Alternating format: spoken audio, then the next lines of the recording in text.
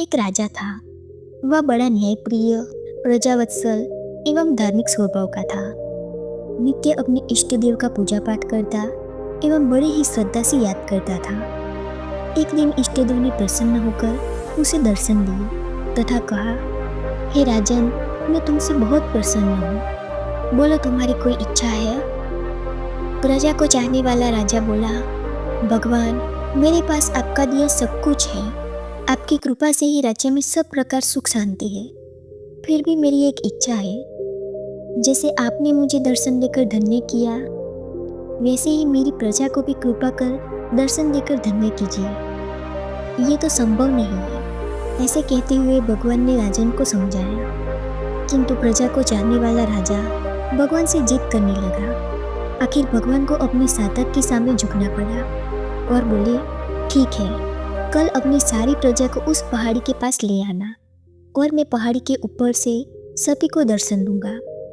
ये सुनकर राजा अत्यंत प्रसन्न हुआ और भगवान को धन्यवाद दिया। अगले दिन सारे नगर में ढिंढोरा पिटवा दिया कि कल सभी नगरजन पहाड़ के नीचे मेरे साथ पहुंचेंगे। वहाँ भगवान आप सभी को दर्शन देंगे। दूसरे दिन राजा अपनी समस्त प्रजा और स्वजनों को साथ लेकर पहाड़ी की ओर चलने लगा। चलते चलते रास्ते में एक स्थान पर तांबे के सिक्कों का पहाड़ दिखा।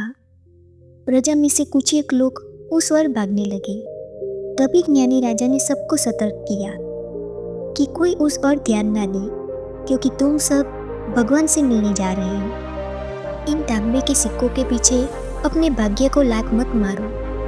परंतु लोभ लालच में वशीभूत प्रजा के कुछ एक लोग तांबे के सिक्कों वाली पहाड़ी की ओर भाग ही गए और सिक्कों की गठरी बनाकर अपने घर की ओर चलने लगे। वे मन ही मन सोच रही थी, पहले ये सिक्कों को समेट ले, भगवान से तो फिर कभी ही मिल लेंगे। राजा दुखी मन से आगे बढ़े और कुछ दूर चलने पर चांदी के सिक्कों का चमचमाता पहाड़ दिखाई दिया। इस बार भी बचे हुए प्रजा में से कुछ लोग उस ओर भागने लगे और चांदी के सिक्कों की गठरी बनाकर अपने घर की ओर चलने लगे। उनके मन में विचार चल रहा था कि ऐसा मौका बार बार नहीं मिलता है। चांदी के इतने सारे सिक्के फिर मिले न मिले, भगवान तो फिर कभी मिल ही जाएंगे।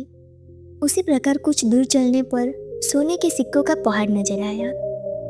अब तो प्रजाजनों में से बचे हुए सारे लोग तथा राजा के स्वजनों भी उस पर भागने लगे। वे भी दूसरों की तरह सिक्कों की गठरियां बांधकर अपने घर की ओर चल दिए। अब केवल राजा और रानी ही शेष रह गई थी। राजा रानी से कहने लगे, देखो कितने लोभी है ये लोग, भगवान से मिलने का महत्व ही नहीं जानते हैं। भगवान के सामने सारी दुनिया की दौलत क्या चीज है?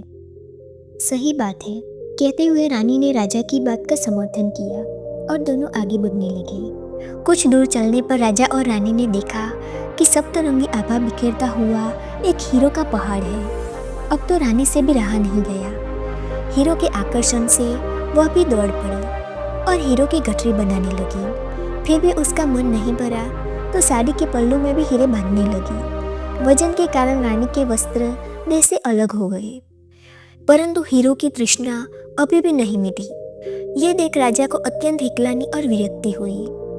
दुखद मन से राजा अकेले ही आगे बढ़ते गए और पहाड़ पर पहुंच गए। पहाड़ पर पहुंचे तो देखा वहां सचमुच भगवान खड़े उसका इंतजार कर रहे थे।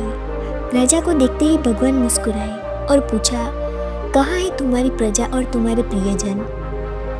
मैं तो कब से उनसे मिलने के लिए बेकरारी से उनका इंतजार कर रहा हूँ। राजा ने शर्म और आत्मग्लानि से अपना सर झुका दिया। तब भगवान ने राजा को समझाया, हे राजन, जो लोग अपने जीवन में भौतिक और सांसारिक प्राप्ति को मुझसे भी अधिक मानते हैं, उन्हें कदाचित मेरी प्राप्ति नहीं होती। वे मेरे स्नेह तथा कृपा से भी वंचित रह जाते हैं। जो जीव अपने मन, बुद्धि और आत्मा से भगवान के शरण में जाते हैं, उन्हें भगवान अवश्य प्राप्त होते हैं। दोस्तों, यही थी आज की हमारी कहानी। ऐसी ही प्यारी कहानियाँ सुनने के लिए हमारे चैनल को सब्सक्राइब करें। धन्यवाद।